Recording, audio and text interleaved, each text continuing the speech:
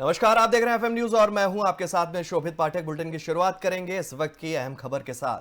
पूर्व सीएम हरीश रावत ने एक बार फिर सीएम धामी की तारीफ की है। बता दें कि कांग्रेस के प्रतिनिधिमंडल ने जोशीमठ भू धसाव के संबंध में सीएम धामी से मुलाकात की थी। कांग्रेस ने सीएम धामी के समक्ष कई सुझाव भी रखे। हरीश रावत ने कहा कि मुख्यमंत्री पुष्कर सिंह धामी बहुत अच्छे सुनने वाले व्यक्ति हैं। कई सुझाव आलोचनात्मक और तीक्ष्ण सवाल होकर भी सीएम धामी ने पूरे धैर्य के साथ उन्हें सुना और उनसे ये मुलाकात जो है वो सफल रही।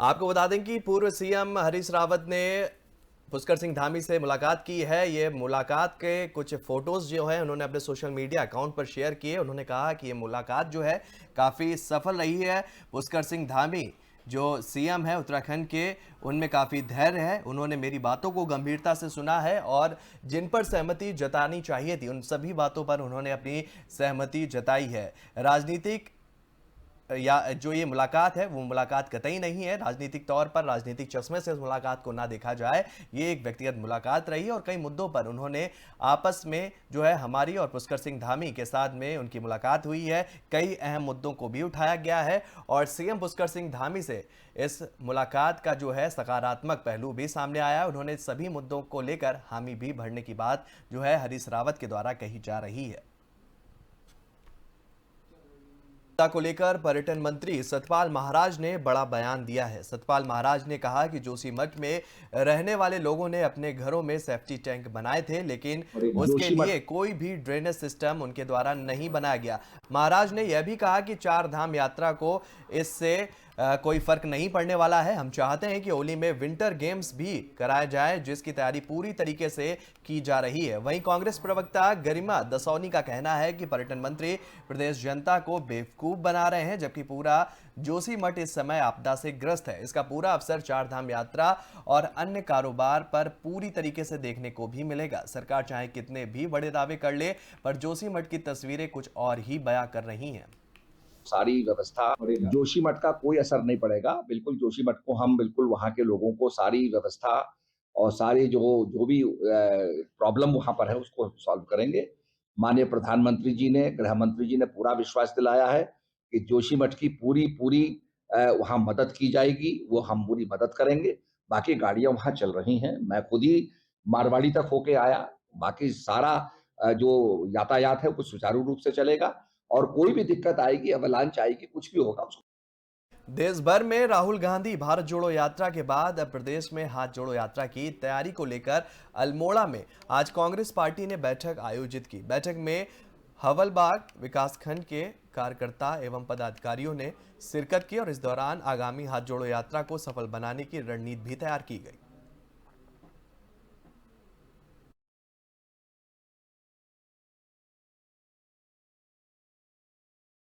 जोशीमठ का कोई असर नहीं पड़ेगा। बिल्कुल जोशीमठ को हम बिल्कुल वहाँ के लोगों को सारी व्यवस्था और सारी जो जो भी प्रॉब्लम वहाँ पर है उसको सॉल्व करेंगे। माननीय प्रधानमंत्री जी ने, गृह मंत्री जी ने पूरा विश्वास दिलाया है कि जोशीमठ की पूरी वहाँ मदद की जाएगी, वो हम पूरी मदद करेंगे।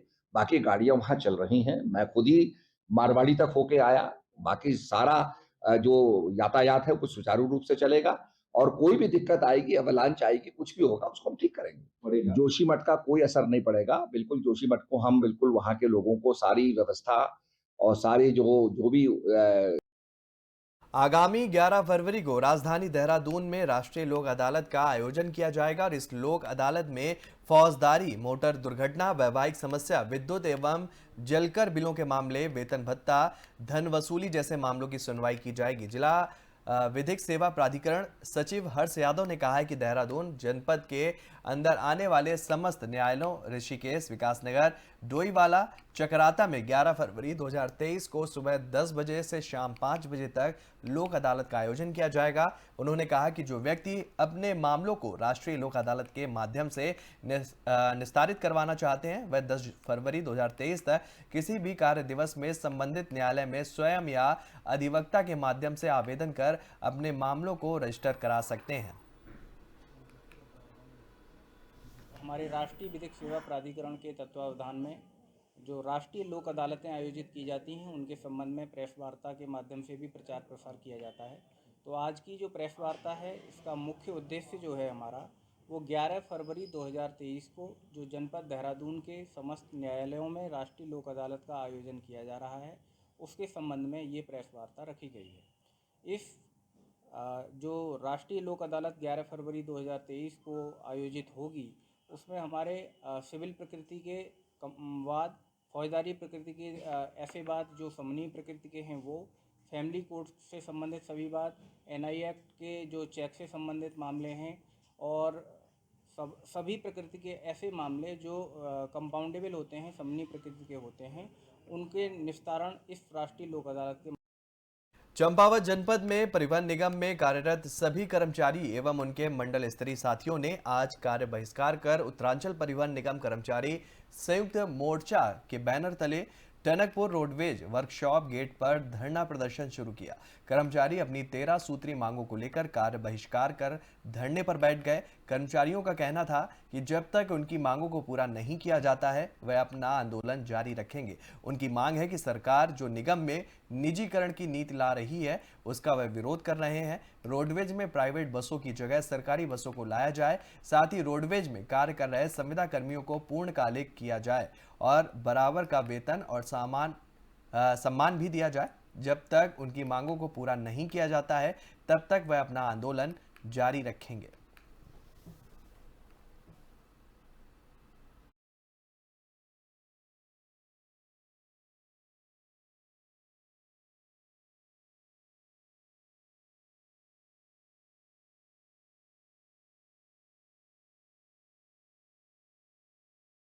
और बढ़ते हैं अगली खबर की तरफ। ड्रग्स फ्री देवभूमि मिशन के तहत अल्मोड़ा पुलिस को बड़ी कामयाबी मिली है। अल्मोड़ा पुलिस टीम द्वारा लोदिया बैरियर पर चेकिंग के दौरान 2 लोगों से 2.5 किलो से अधिक चरस एवं इलेक्ट्रॉनिक तराजू बरामद कर अभियुक्त को गिरफ्तार कर एनडीपीएस एक्ट के तहत मुकदमा दर्ज कर कार्रवाई की गई है और दोनों अभियुक्तों को जेल भेजा गया है, जिसकी कीमत बाजार में 2.5 रुपए अधिक बताई जा रही है। वरिष्ठ पुलिस अधीक्षक ने बताया कि दोनों अभियुक्त जीवन सिंह, प्रकाश सिंह बिष्ट नैनीताल के धारी ब्लॉक के गांव परवाड़ा के रहने वाले हैं और इस मामले में पुलिस इनके पीछे रिकॉर्ड की छानबीन भी कर रही है। इस कामयाबी के लिए पुलिस टीम को 5,000 का पुरस्कार भी दिया गया है। माननीय मुख्यमंत्री जी के नशा मुक्त देवभूमि मिशन 2025 अभियान के अंतर्गत कल अल्मोड़ा पुलिस और एसओजी की टीम के द्वारा एक संयुक्त अभियान में चेकिंग के दौरान 2 लोगों को पकड़ा गया और जिनसे कुल लगभग 2.5 किलो चरस बरामद हुआ है, जिसकी बाजारी कीमत लगभग 2.5 लाख रुपए है। और इसमें जो दोनों मुलजिम पकड़े गए हैं वे धारी नैनीताल के रहने वाले हैं। तो इनसे अभी इनको अभी गिरफ्तार करके जेल भेजा गया है और इसमें अभी और छानबीन की जाएगी। और जो इन्होंने अगर कोई संपत्ति अर्जित की है इस तस्करी के द्वारा तो वो संपत्ति के जब्तीकरण का भी कार्रवाई की जाएगी। इसमें जो पुलिसकर्मी है, जो पुलिस टीम है, उसको 5,000। उत्तरकाशी के ऋषि राम महाविद्यालय में तेंदुआ पहाड़ों से उतरकर निचली क्षेत्रों में दिखने शुरू हो चुके हैं। वहीं पहाड़ों में जिस तरह बर्फबारी हो रही है उसके बाद उत्तरकाशी मुख्यालय के नजदीकी क्षेत्रों में अब जंगली जानवर भी घूमते हुए नजर आ रहे हैं। उत्तरकाशी में सीसीटीवी में कैद हुए इस वीडियो ने फॉरेस्ट विभाग पर प्रश्न चिन्ह भी खड़े कर दिए हैं। बता दें कि लगातार तेंदुए और भालू के आतंक से लोग जो हैं वो खौफजदा हैं।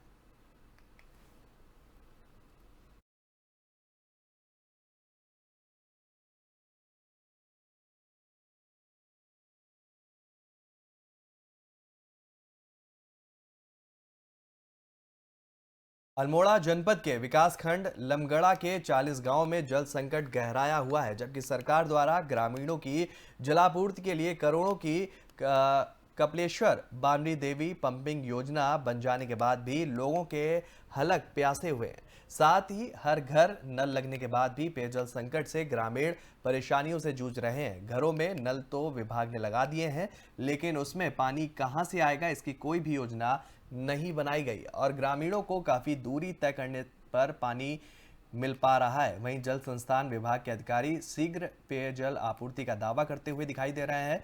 इस पेयजल योजना के अधूरे कार्यों को पूरा कराया जा रहा है, ऐसा अधिकारियों का कहना है। लमगड़ा क्षेत्र में एक वृहद पंपिंग योजना है हमारी कपिलेश्वर बानड़ी देवी, जिससे कि लगभग 40 गांवों में पेयजल उपलब्ध कराया जा रहा है। चूँकि ये काफ़ी बड़ी स्कीम है, इसमें कुछ ऑगमेंटेशन के वर्क किए जा रहे हैं, जिसमें कुछ गांवों में नए जलाशय और पंपिंग प्लांट्स की आपूर्ति की जानी है, जिससे कि पंपिंग के जो आर्स हैं उनको हम बढ़ा सकें, जिससे कि लोगों को पूरा का पूरा मानकों के अनुरूप पानी मिल जाए।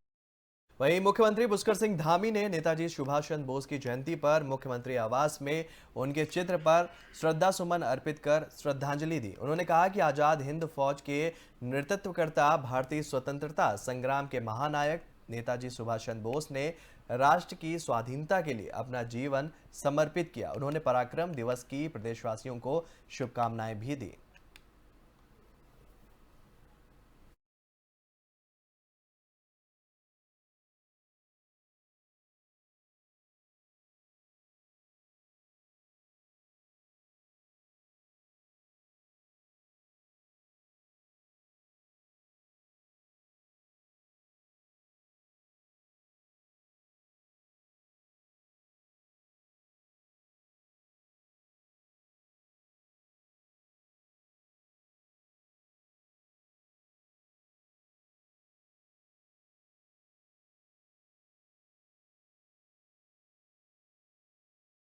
वहीं हल्द्वानी पहुंचे उत्तर प्रदेश के पूर्व मुख्यमंत्री अखिलेश यादव ने जोशीमठ मामले में राज्य सरकार के खिलाफ जमकर हमला बोला। उन्होंने कहा कि मुनाफे कमाने के नाम पर सरकार पर्यावरणीय व्यवस्थाओं को दरकिनार करते हुए पहाड़ के लोगों की जान जोखिम में डालने पर लगी हुई है। अखिलेश यादव ने कहा कि लंबे समय से स्थानीय लोग, साइंटिस्ट और भूवैज्ञानिक लगातार सरकार को संकेत दे रहे थे। यहां एनटीपीसी द्वारा बिजली पैदा करने के नाम पर पूरे पहाड़ को संकट में डाला जा रहा है, लेकिन यह सरकार केवल मुनाफा कमाने के बारे में सोचती है। उन्होंने कहा कि उत्तराखंड, उत्तर प्रदेश सभी जगह उत्तराखंड के ही मुख्यमंत्री हैं।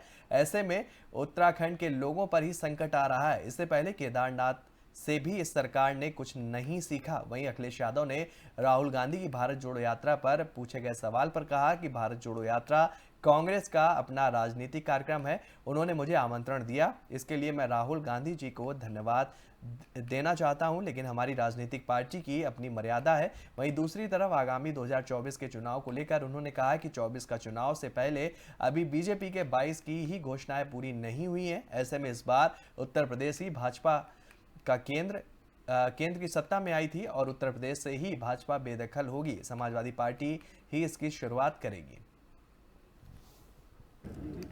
और जिस समय उत्तराखंड बना, लोगों को भरोसा और उम्मीद ये थी कि विकास बहुत होगा और उत्तराखंड खुशहाली के रास्ते पे जाएगा। इधर जो देखने को मिल रहा है, जो न केवल भारत बल्कि दुनिया देख रही है कि जोशीमठ में क्या हुआ है। जो हमारा विकास जिस गति से होना चाहिए था, विकास को विनाश की तरफ नहीं ले जाना था, और जो पैरामीटर्स होते हैं विकास के, उन पैरामीटर्स का पालन करना चाहिए था। उत्तराखंड के पहाड़ कच्चे हैं। एक्सपर्ट, साइंटिस्ट या जो रिसर्च करते हैं, एनजीओ चलाते हैं, उन्होंने समय समय पर सरकारों को। और बढ़ते हैं अगली खबर की तरफ। कन्नड़ भाषा के मशहूर लेखक के.एस. भगवान ने राम और माता सीता को लेकर विवादित टिप्पणी की है और इनके द्वारा कहा गया है कि वाल्मीकि रामायण में लिखा है कि भगवान राम हर रोज माता सीता के साथ बैठकर शराब का सेवन करते थे। इस बयान के बाद लेखक के.एस. भगवान का हर तरफ विरोध हो रहा है। साधु संत भी इस बयान पर काफी आक्रोशित नजर आ रहे हैं। निरंजनी अखाड़े के आचार्य महामंडलेश्वर कैलाशानंद गिरी का कहना है कि बिहार का शिक्षा मंत्री हो या महाशय जिनके द्वारा राम और सीता पर विवादित बयान दिया गया, इनको साधु सन्यासियों के पास आकर ग्रंथों के बारे में शिक्षा लेनी चाहिए। इस तरह के लोग जितने भी पढ़े लिखे हों, मगर ऐसे बयान से लगता है कि उनकी डिग्री भी फर्जी ही है और इनका कहना है कि भारत की अस्मिता और प्रभुता से मजाक नहीं करनी चाहिए। देश की जनता ऐसे लोगों को कभी भी बर्दाश्त नहीं करेगी। ऐसे लोगों को हमेशा अपमान सहन करना पड़ेगा, क्योंकि राम मर्यादा पुरुषोत्तम थे। उन्होंने कभी भी मर्यादा का उल्लंघन नहीं किया। राम गंगा, यमुना, सरयू का जल और साधु संत के चरणों भक्तों के रज को पी सकते हैं, मगर शराब का सेवन कभी भी नहीं कर सकते हैं। राम के बारे में गलत सोचना भी नर्क में जाने का महापाप है। या बिहार का शिक्षा मंत्री हो या ये महाशय जो भी महाशय हैं जिन्होंने राम और सीता के लिए वाल्मीकि रामायण में ऐसा वर्णन किया है या सुना है, मुझे ऐसा लगता है कि इन लोगों को सही तरीके से आध्यात्मिक ग्रंथों को पढ़ करके साधु संतों के साथ, जो विद्वान संत हैं, जो भजनानंदी साधु हैं, इनके पास आकर के इन्हें कुछ सीखना चाहिए। ये मान सकता हूँ आप क्वालिफाइड होंगे, आप पढ़े होंगे, आपने बीए किया होगा, एमए किया होगा, पीएचडी भी किया होगा और हो सकता है आपकी डिग्री भी वैसी ही हो। इसलिए भारत की अस्मिता से और भारत की प्रभुता से कभी मजाक न करो। देश की जनता कभी बर्दाश्त नहीं करेगी, देश के सनातनी कभी आपको स्वीकार नहीं करेंगे और आए दिन आपको अपमान सहन करना पड़ेगा कि राम मर्यादित थे, राम मर्यादा पुरुषोत्तम थे और राम ने कभी मर्यादा का उल्लंघन नहीं किया। राम को पूरी दुनिया के लोगों ने स्वीकारा है, राम को पूरी दुनिया के लोगों ने माना है और राम की मर्यादा का पालन पूरी दुनिया के लोगों ने किया है। इसलिए राम गंगा जल तो पी सकते हैं, राम यमुना का जल पी सकते हैं, राम सरयू का जल पी सकते हैं, राम साधु संतों के चरणारविंद रज को ले सकते हैं। राम के लिए किसी प्रकार का सोचना भी स्वयं को नर्क में जाने का महापाप कर रहे हैं, नर्क में जाने की रास्ता। तो फिलहाल इस बुलेटिन में मेरे साथ इतना ही। देश और दुनिया से जुड़ी हुई तमाम खबरों के लिए आप बने रहिए एफएम न्यूज के साथ। नमस्कार।